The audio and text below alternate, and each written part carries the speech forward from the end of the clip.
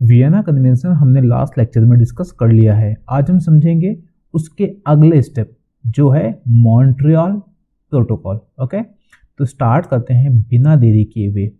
तो फिर से मॉन्ट्रियल प्रोटोकॉल का मेन पर्पस क्या था? ओजोन परत का जो क्षरण हो रहा था, ओजोन डिप्लीशन हो रहा था ओजोन लेयर का, उसको रोकना। ठीक है, तो एक फैक्ट याद रखो, जो वर्ल्ड ओजोन डे है वो मनाया जाता है 16 सितंबर को। ठीक है ना।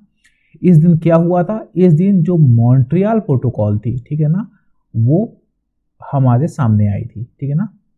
Montreal protocol that came into force on this day in 1987। ठीक है ना, 1987 को मॉन्ट्रियल प्रोटोकॉल 16 सितंबर को हमारे सामने आती है, तो उसी दिन से मनाया जाता है world ozone day. Okay, Bharat ने 1992 को भारत इसका एक पार्टी बना। ठीक है ना, किसका पार्टी बना? मॉन्ट्रियल प्रोटोकॉल का। ठीक है, आगे समझते हैं अब हम।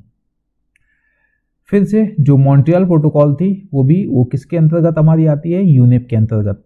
ठीक है, यूनेप क्या है? एक यूनाइटेड नेशन की एक एजेंसी है जो बेसिकली जो इन्वायरमेंटल एक्टिविटीज़ हैं, ठीक है ना, उन पर थोड़ा ध्यान देती है कि ऐसी जो पॉलिसीज़ ऐसी इस तरीके से पॉलिसीज़ बनाती है या फिर जो इन्वायरमेंटल फ्रेंडली हों। ठीक है, तो यूनेप के बारे में अलग से एक लेक्चर वीडियो रिकॉर्ड करेंगे जो सिर्फ यूनेप पर होगा। ठीक है, अभी इतना समझ लो कि यूनेप में ये जो यूनेप है ये यूनाइटेड नेशन की एक एजेंसी है।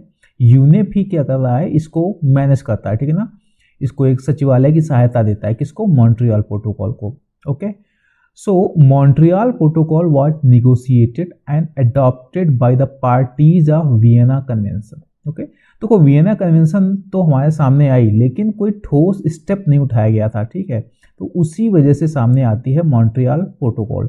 तो वियना कन्वेंशन में जो भी पार्टीज थी वही लेकर आई थी मॉन्ट्रियल प्रोटोकॉल। ठीक है, और इसको भी मैनेज कौन करता है? यूनेप। ठीक है ना, यूनाइटेड नेशन इन्वायरमेंट प्रोग्राम। आगे समझते हैं। अब कुछ प्रश्न, ठीक है ना, यहाँ एक एक क्वेश्चन लिखा हुआ है, उसके आंसर्स यहाँ स्पेसिफाई किए गए हैं जिससे कि आप सारी चीजें क्लियर हो जाएं। So what is the Montreal protocol? तो Montreal protocol is international environmental treaty. ठीक है ना, अंतर्राष्ट्रीय पर्यावरणीय ट्रीटी है। ठीक है ना, ट्रीटी को क्या बोलेंगे हिंदी में? संधि है। ठीक है ना, अंतर्राष्ट्रीय पर्यावरणीय संधि है जो 1987 को हमारे सामने आती है। इसका मेन पर्पज होता है प्रोटेक्शन ऑफ, ठीक है ना, ओजोन लेयर।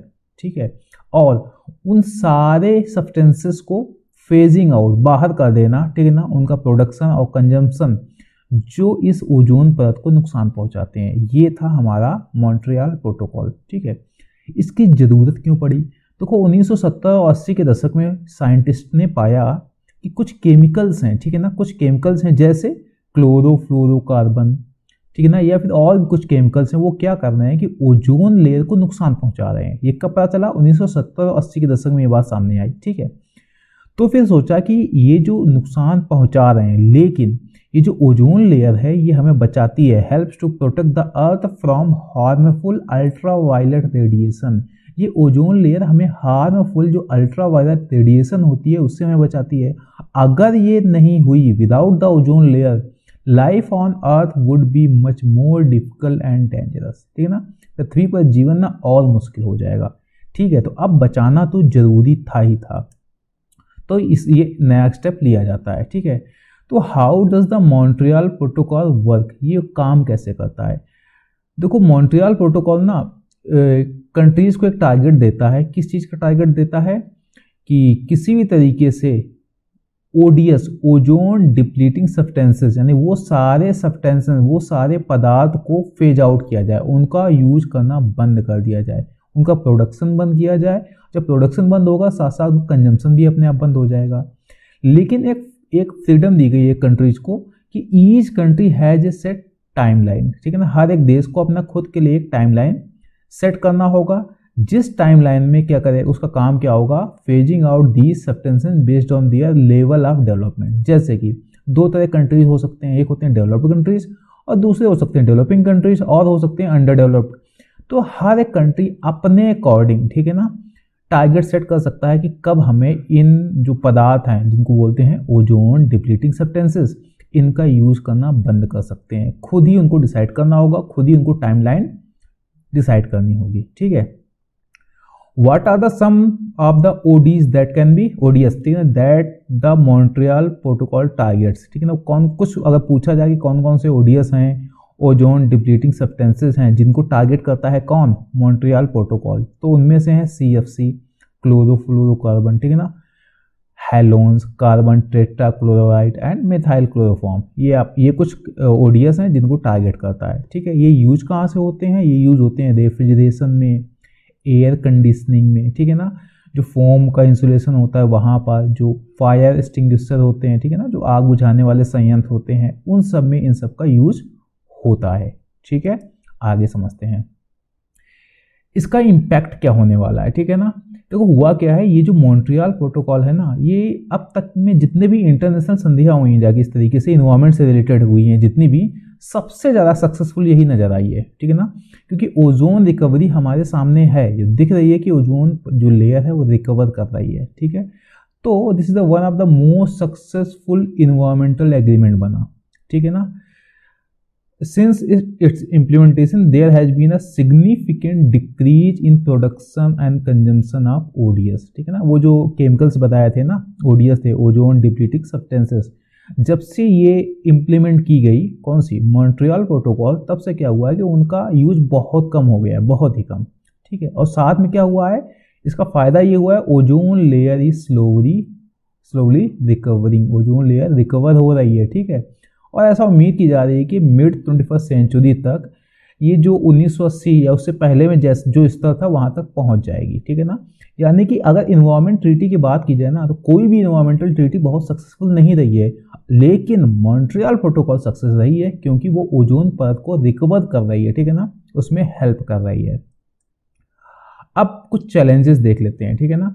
तो जैसे सक्सेस तो मिली है लेकिन इसमें चैलेंजेस भी हैं, ठीक है। जैसे कुछ कंट्री क्या हो रहे हैं कि ओडीएस को अपने यूज से बाहर करने में काफ़ी स्लो हैं, ठीक है ना। हो सकता है उनकी जो टेक्नोलॉजी है वो इतना आगे नहीं है, वगैरह कुछ भी समस्या हो सकती है, लेकिन कुछ कंट्री तो अच्छा काम कर रहे हैं, लेकिन कुछ ऐसा हो रहा है कि बहुत स्लो काम कर रहे हैं, वो इन ओडीएस को अभी पूरी तरीके से इनसे छुटकारा नहीं पा पाए। साथ में ये जो सब्सटेंसेस हैं, इनका इलीगल ट्रेड भी पूरी तरीके से अभी नहीं रोका जा सका है, ठीक है ना। इनका लीगल ट्रेड भी होता है, वो भी एक समस्या बनी हुई है, ठीक है। एक समस्या और है, there are concern about the use of HCFC, ठीक है ना, hydrofluorocarbon, HFC, which were introduce as a replacement of CFC। तो CFC क्या था, ODS है, ठीक है ना, ओजोन डिप्लीटिंग सब्सटेंसेस है। अब क्या किया गया, इसकी जगह यूज किया गया बाद में HFC को, ठीक है। लेकिन समस्या क्या खड़ी हो गई कि ये एक ग्रीन हाउस गैस है, तो ओजोन को तो बचा पा रहे हैं, लेकिन ग्रीन हाउस इफेक्ट जो बढ़ता जा रहा है, और ग्रीन हाउस इफेक्ट अगर बढ़ रहा है तो क्लाइमेट चेंज होगा, तो एक और समस्या खड़ी हो जाती है, ठीक है ना। तो अब खैर ये भी किया जा रहा है कि कुछ कंट्री जब फोकस कर रहे हैं कि HFC का भी यूज बंद करके कुछ नया अल्टरनेटिव ढूंढा जाए, ठीक है। तो जो मॉन्ट्रियल प्रोटोकॉल में जो कुछ अपडेशन होते हैं, ठीक है ना, बार बार उसको चेंज किया जाता है, तो जो आगे चलकर इसी को टारगेट किया जा रहा है, जिसका नाम दिया गया है किगाली एग्रीमेंट, ठीक है ना। जो नेक्स्ट हमारा लेक्चर होने वाला है वो किगाली समझौता पे होने वाला है, ठीक है। तो मॉन्ट्रियल के बाद अगला टारगेट हमारा रहेगा इस किगाली को समझना। वो इसलिए क्योंकि CFC को हटा के HFC लाया गया था, लेकिन HFC से समस्या खड़ी हो रही है कि वो ग्रीन हाउस गैस है, तो ग्रीन हाउस इफेक्ट काफ़ी बढ़ रहा है, ठीक है ना। तो अब HFC को कैसे हटाया जाएगा, वहाँ डिस्कशन होगा कहाँ पर, किगाली एग्रीमेंट पे, ठीक है। तो ये था हमारा मॉन्ट्रियल प्रोटोकॉल, और लास्ट में हमने इसके कुछ चैलेंजेस भी डिस्कस कर लिए।